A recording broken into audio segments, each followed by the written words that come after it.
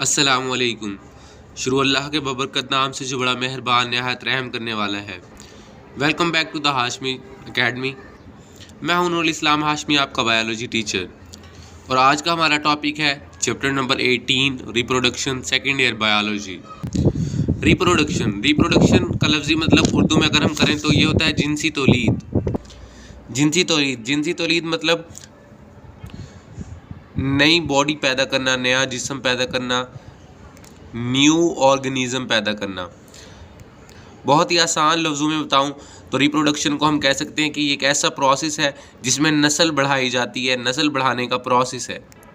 यानी कि पेरेंट्स से जो है ऑफस्प्रिंग का पैदा होना रिप्रोडक्शन कहलाता है। इसकी डेफिनेशन देख लेते हैं। इसकी डेफिनेशन है, ये एक बायोलॉजिकल प्रोसेस है। रिप्रोडक्शन एक बायोलॉजिकल प्रोसेस है।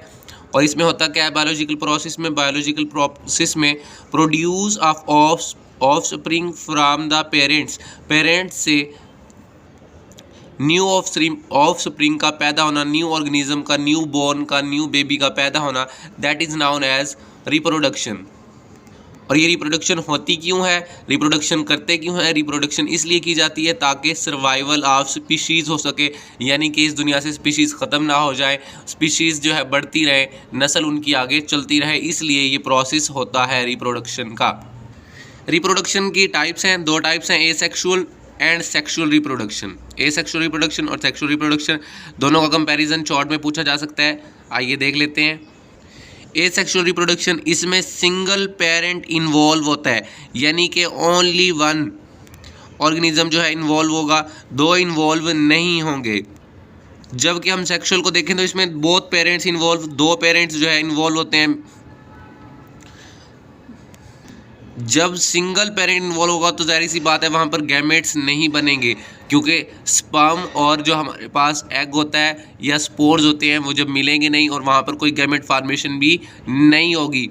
और जबकि जहाँ पर दो पेरेंट्स इन्वॉल्व होंगे वहाँ पर ऑब्वियसली ये बात है कि वहाँ पर गैमेट्स फार्मेशन होगी। एक की तरफ से हमारे पास आएगा स्पर्म और दूसरे की तरफ से एग आएगा और वो दोनों मिलकर जो है गैमेट्स जो है फॉर्म होंगे, गैमेट फार्मेशन होगी सेक्सुअल रिप्रोडक्शन में। जबकि ए सेक्सुअल में गैमेट्स फार्मेशन नहीं होगी। आपको मज़ीद बताते चलूँ, ये जो लफ्ज़ ए है ना, जो ए है ग्रीक लैंग्वेज में इस ए का लफ्ज़ी मतलब होता है नॉट। और ये 9th की केमिस्ट्री की जो है हमारे पास बुक है, उसमें 2nd चैप्टर में ये लिखा हुआ है एटम की डेफिनेशन में कि ए जो है ए का लफ्ज़ी मतलब होता है नॉट। तो ए इसमें जो है बहुत सी चीज़ें जो हैं वो नॉट के साथ साथ लगेंगी ए सेक्सुअल में, जबकि जो सेक्सुअल है उसमें हर चीज़ प्रेजेंट होगी। जैसा कि आप यहाँ देख सकते हैं, यहाँ पर दो पेरेंट्स इन्वॉल्व नहीं हैं, नॉट आ जाएगा। इन सिंपल वर्ड्स मैंने यहाँ पर लिख दिया कि वन पेरेंट इन्वॉल्व। जबकि सेक्सुअल में बहुत पेरेंट्स इन्वॉल्व होंगे, यहाँ पर नो गैमेट फार्मेशन होगी, यहाँ पर गैमेट्स फार्मेशन होगी। जब यहाँ पर गैमेट्स ही नहीं बनेंगे तो वो आपस में फ्यूज़ भी नहीं होंगे, न्यू बॉडी भी नहीं बनाएंगे, वो आपस में मिलेंगे भी नहीं, जुड़ेंगे भी नहीं। और जबकि जहाँ पर गैमेट्स होंगे ऑब्वियसली वहाँ पर फ्यूजन भी होगी। नेक्स्ट हमारे पास आ जाएगा जी पॉइंट है नो जाइगोट फार्मेशन। तो जाइगोट भी नहीं बनेगा जब हमारे पास गैमेट ही नहीं है, गैमेट की फ्यूजन ही नहीं हो रही, तो जाइगोट कैसे बनेगा? जाइगोट तो बनता ही गैमेट्स की जो है फ्यूजन से है। जबकि यहाँ पर हम सेक्सुअल में देखेंगे तो हमारे पास गैमेट फार्मेशन भी हो रही है, स्पर्म भी बन रहा है, एग भी बन रहा है, और वो आपस में फ्यूज़ भी हो रहे हैं, मिल भी रहे हैं आफ्टर अ प्रोसेस। उसके बाद जो है वहाँ पर जाइगोट फार्मेशन ऑब्वियसली होगी वहाँ पर। और जो हमारे पास गैमेट्स होते हैं जब वो फॉर्म होते हैं और उनकी जो फ्यूजन होती है, जो जाइगोट होती है, जाइगोट बनता है, तो ये कौन से प्रोसेस में होता है? मियोसिस के प्रोसेस में। जब यहाँ पर ये तीनों चीज़ें नहीं हैं तो यहाँ पर मियोसिस भी नहीं होगी। तो यहाँ पे कौन सी डिवीज़न होगी? माइटोटिक डिवीज़न होगी। जबकि हम यहाँ बात करें, यहाँ पर फ्यूजन हो रही है, गैमेट्स भी मौजूद है, तो यहाँ पर दोनों तरह की है हमारे पास बहुत होगी, माइटोसिस एंड मियोसिस दोनों के दोनों प्रेजेंट होंगी, दोनों के दोनों मौजूद होंगी। और इसमें हमारे पास ए सेक्सुअल में क्या होगा? Genetical identical offspring are produced, यानी कि जो न्यू बॉर्न होगा, जो न्यू ऑर्गेनिज्म होगा वो हू बहू अपने पेरेंट्स जैसा होगा, अपने जो वालिदैन होंगे, जो उसका ऊपर जो हमारे पास फोर फादर की जनरेशन होगी बिल्कुल वैसा होगा, कोई उसमें चेंजिंग नहीं होगी, ज़रा सी भी चेंजिंग नहीं होगी उसमें। जबकि इसमें क्या होगा, not genetical identical offspring are produced, इसमें सम वेरिएशंस आ जाएंगी, जीन्स की चेंजिंग आ जाएंगी, बिकॉज इसमें दो पेरेंट्स इन्वॉल्व होते हैं, उसमें दोनों की करेक्टरिस्टिक्स आएंगी, जो न्यू बॉर्न होगा उसमें दो पेरेंट्स की करेक्टरिस्टिक आएंगी मिलकर। जबकि इसमें एक ही होता है तो उसमें कोई चेंजिंग नहीं आएगी, वो बिल्कुल हू बहू आइडेंटिकल होगा, कॉपी होगा उसकी अपने पेरेंट की। तो इसमें नेक्स्ट पॉइंट हमारे पास आ जाएगा कि इसमें लेस वेरिएशन होती है, कम तब्दीलियाँ आती हैं, बहुत ही कम, ना होने के बराबर। और जबकि इसमें मोर वेरिएशंस आ जाती हैं, इसमें बहुत तब्दीलियाँ, वेरिएशन का मतलब होता है तब्दीली आ जाना, ठीक है। और इसमें सिंगल रिप्रोडक्शन होगी, ऑब्वियस सी बात है, सिंपल रिप्रोडक्शन। और जबकि ये जो है कॉम्प्लेक्स रिप्रोडक्शन होगी, इसमें जो है गैमेट फॉर्मेशन की वजह से जो है ये हमारे पास जो प्रोसेस है ये कॉम्प्लेक्स हो जाता है। और मज़ीद आप इसके बारे में लिख सकते हैं, जो एसेक्सुअल होती है ये हमारे पास इन्फीरियर रिप्रोडक्शन होती है, यानी कि इतनी ज़्यादा अहम नहीं होती। जबकि जो हमारे पास सेक्सुअल रिप्रोडक्शन होती है वो हमारे पास सुपीरियर रिप्रोडक्शन है। आई होप सो कि आपको जो है एसेक्सुअल में और सेक्सुअल में डिफरेंस जो है क्लियर हो गया होगा, सारी बातें यहाँ पर लिख दी गई हैं। अब आते हैं हम प्लांट्स में रिप्रोडक्शन कैसे होती है। प्लांट्स की रिप्रोडक्शन समझने के लिए हम पहले प्लांट्स की टाइप्स देख लेते हैं। प्लांट्स की टाइप्स जो हैं, दो तरह के प्लांट्स हो सकते हैं हमारे पास, उनमें रिप्रोडक्शन देखेंगे हम। एक है जी bryophytes. Bryophytes, the word phyte means plants. और जो ब्रायोफाइट्स ऐसे प्लांट्स होते हैं जो विदाउट वस्कुलर बंडल होते हैं। वस्कुलर बंडल क्या होता है, बेसिकली ये जो हमारे पास जाइलम और फ्लोएम होता है इसको वस्कुलर बंडल कहते हैं। यानी कि ये ऐसे प्लांट्स होते हैं, ब्रायोफाइट्स ऐसे प्लांट्स होते हैं जिनके पास वस्कुलर बंडल नहीं होता, यानी कि ना जाइलम होता है और ना ही इनके पास फ्लोएम होता है। दूसरी टाइप है हमारे पास ट्रैकियोफाइट्स। ट्रैकियोफाइट्स ऐसे प्लांट्स होते हैं जिनके पास वस्कुलर बंडल मौजूद होता है। वस्कुलर बंडल के आगे मैंने यहाँ पे लिख दिया जाइलम और फ्लोएम, ठीक है जी। और ट्रैकियोफाइट की एक टाइप है हमारे पास स्पर्मोफाइट, इसको हम पढ़ेंगे अभी। अब हम आगे, ट्रैकियोफाइट की एक टाइप है स्पर्मोफाइट। स्पर्मोफाइट ऐसे प्लांट्स होते हैं जो सीड प्रोड्यूसिंग प्लांट होते हैं, यानी कि ये बीज को पैदा करने वाले प्लांट्स होते हैं। और इसमें हमारे पास दो तरह के हो सकते हैं, इसकी टाइप्स हैं, सब टाइप्स हैं। एक जिम्नोस्पर्म हो सकता है, एक एंजियोस्पर्म हो सकता है। जिम्नोस्पर्म ऐसा होता है जिसका नेक्ड सीड होता है, यानी कि आम आँख से नज़र आता है इसका बीज। और जो दूसरा है एंजियोस्पर्म, इसका नॉट नेक्ड सीड, इसका आम आँख से नज़र नहीं आता बल्कि फ्रूट के इनसाइड होता है, कवर्ड होता है, अंदर होता है, वो हमें आम आँख से नज़र नहीं आता। स्पर्मोफाइट की कुछ खसूसियात हैं, कुछ अडाप्टेशन हैं, इनको देख लेते हैं। Spermophyte plants store food in the seed for the development of the embryo. ये जो स्पर्मोफाइट प्लांट्स होते हैं ये क्या करते हैं, अपनी फूड को सीड के अंदर स्टोर कर लेते हैं। किस लिए स्टोर कर लेते हैं, ताकि एम्ब्रियो को डिवेल्प कर सके, एम्ब्रियो को पैदा कर सके। एम्ब्रियो क्या होता है, जिसने आगे नस्ल बढ़ानी होती है, जिसने नस्ल आगे लेकर चलनी होती है, उसको हम कहते हैं एम्ब्रियो। जब हमारे पास जो है स्पर्म या एग मिलता है तो वो एम्ब्रियो बना देता है। तो स्पर्मेटोफाइट्स ऐसे प्लांट्स होंगे जो सीड को क्या कर लेंगे, फूड को क्या कर लेंगे, स्टोर कर लेंगे किसके अंदर, अपने सीड के अंदर, ताकि वो डिवेलपमेंट कर सकें किसकी, एम्ब्रियो की। सेकंड पॉइंट देखते हैं इसका, their seed has coat which protect them from the harsh environment. अच्छा जी, ये जो सीड होता है इसके ऊपर एक कोट होती है, एक बाहर लेयर होती है, यहाँ पर बना लेते हैं। ये हमारे पास जो है एक सीड बना लेते हैं और इसके ऊपर एक कोट है, ठीक है जी। और ये सीड है, इसके अंदर सीड्स आपको नज़र आ रहे होंगे, होप सो, ठीक है जी। और ये जो आउटर लेयर है इसको कहते हैं कोट।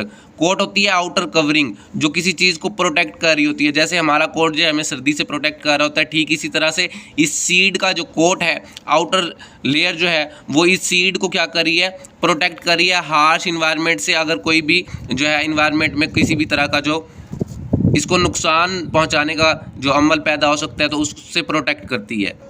फिर हमारे पास आ जाता है there seed sometimes become inactive during unfavourable condition. तो समटाइम्स ऐसा होता है ये जो सीड है ये अपने आप को सुला देता है, जो है रेस्टिंग हालत में चला जाता है। तो ऐसी हालत को हम क्या कहते हैं, सीड डोरमेंसी। और ये कब होता है, जब भी हमारे पास अनफेवरेबल कंडीशन आ जाती है इसके लिए, इन्वायरमेंट के अंदर जब अनफेवरेबल कंडीशन जो इसके लिए सही नहीं होती तो ये अपने आप को क्या कर लेता है, हाइड कर लेता है, अपने आप को सुला लेता है। और ऐसे और ऐसे में ये क्या हो जाता है, इनएक्टिव हो जाता है। इस स्टेट को क्या कहते हैं, seed dormancy. Very important short है, पूछ सकता है आपसे कि सीड डोरमेंसी क्या है, तो आपको पता होना चाहिए। फिर स्पर्मेटोफाइट में एक और इम्पोर्टेंट टर्म आ जाती है, वो ये है कि स्पर्मेटोफाइट डिवेल्प कर लेते हैं अपने अंदर एक पोलन ट्यूब को। पोलन ट्यूब काम क्या करती है, ट्यूब बेसिकली हम यूँ कह सकते हैं एक पाइप होता है जो किसी चीज़ को एक जगह से दूसरी जगह पहुंचा रहा होता है। जैसे हमारे घर जो है वाटर पाइप भी होते हैं जो पानी को एक जगह से दूसरी जगह पहुंचा रहे होते हैं, ठीक इसी तरह पोलन ट्यूब होती है जो क्या करेगी, मेल के गैमेट को ट्रांसफ़र कर रही होगी किस तरफ, फीमेल के गैमेट्स की तरफ। और ये प्लांट्स का प्रोसेस है, ह्यूमन का नहीं है। ह्यूमन के अंदर पोलन ट्यूब नहीं होती। तो ये स्पर्मेटोफाइट प्लांट्स हैं जिनके पास पोलन ट्यूब होती है और जो हेल्प कर रहा होता है क्या करने में, मेल के गैमेट्स को ट्रांसफ़र करने में किस तरफ, फीमेल के गैमेट्स की तरफ। और ये किसकी अडॉप्टेशन है, स्पर्मेटोफाइट की। पोलन ट्यूब को एक्सप्लेन करने से पहले कुछ हम जो है मज़ीद एक दो टर्म देख लेते हैं जो बहुत ज़्यादा इंपॉर्टेंट है। प्लांट्स की रिप्रोडक्शन में एक प्रोसेस होता है that is known as alternation of generation. Gene generation का क्या हो जाना, तब्दील हो जाना। किस तरह से तब्दील हो जाना, अब इन दो, ये अल्टरनेशन ऑफ जनरेशन बेस करती है दो चीज़ों पे, एक स्पोरोफाइट को और एक गमीटोफाइट को। पहले इन दोनों टर्म्स को देख लेते हैं। स्पोरोफाइट क्या होता है, दे आर डिप्लॉयड जनरेशन। ये क्या होते हैं, 2n होते हैं, डिप्लॉयड जनरेशन होते हैं। और जबकि जो हमारे पास गमीटोफाइट है, दे आर हैप्लॉयड जनरेशन। ये जो है 1n जनरेशन होती है। और इसको जो है मैं बहुत अच्छे से एक्सप्लेन कर चुका हूँ मियोसिस के टॉपिक में कि 1n क्या होता है, 2n क्या होता है, डिप्लॉयड क्या होता है और हैप्लॉयड क्या होता है। स्पोरोफाइट की डेफिनेशन है जी, प्रोड्यूस ऑफ स्पोर्स। ये क्या करेगा, स्पोर्स प्रोड्यूस करेगा। और जबकि गमीटोफाइट की क्या डेफिनेशन है, ये क्या करेगा, प्रोड्यूस ऑफ गैमेट्स। नेम से ही पता चल रहा है, स्पोरोफाइट जो है प्रोड्यूस करेगा स्पोर्स को और गैमेटोफाइट प्रोड्यूस करेगा किसको, गैमेट्स को। अब देखते हैं अल्टरनेशन ऑफ जनरेशन क्या होती है, इसकी डेफिनेशन देख लेते हैं। अल्टरनेशन ऑफ जनरेशन होती है the change of sporophyte into the gametophyte. जब हमारे पास स्पोरोफाइट चेंज हो जाएगी किसमें, गैमेटोफाइट में, और gametophyte generation into the sporophyte. Gametophyte भी चेंज हो सकती है किसके अंदर, स्पोरोफाइट के अंदर। तो इस प्रोसेस को हम क्या कहते हैं, alternation of process, sorry alternation of generation. और इसका दूसरा नाम है also called haplontic cycle. Very important short आपसे पूछा जा सकता है कि हैप्लॉन्टिक साइकिल क्या है, तो अल्टरनेशन ऑफ जनरेशन को ही हैप्लॉन्टिक साइकिल कहते हैं।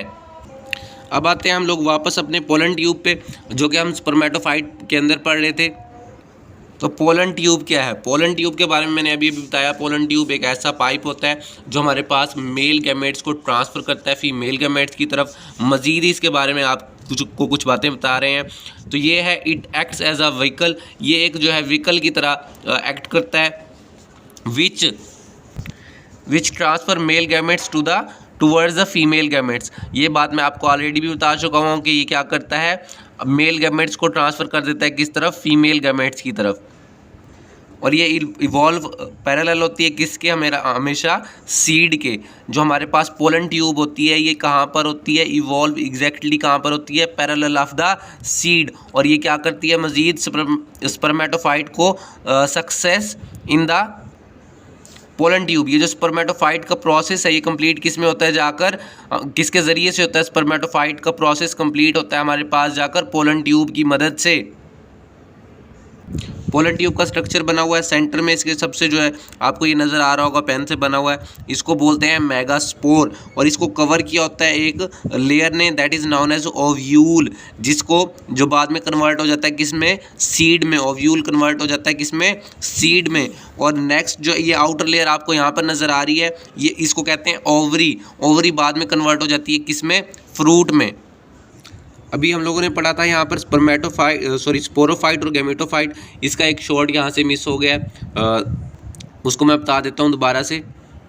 आपसे ये शॉर्ट पूछा जा सकता है कि आइसोमॉर्फिक या हेट्रोमॉर्फिक में क्या फ़र्क है, या इस तरह से भी पूछा जा सकता है कि स्पोरोफाइट और गैमेटोफाइट के स्ट्रक्चर का डिफरेंस या कंपैरिजन जो है एक्सप्लेन करे।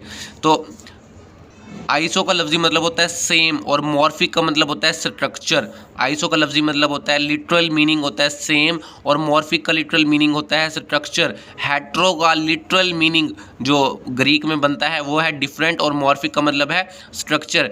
मैं फंक्शन की बात नहीं कर रहा, ना मैं स्पोरोफाइट के फंक्शन की बात कर रहा हूँ, ना गमीटोफाइट के।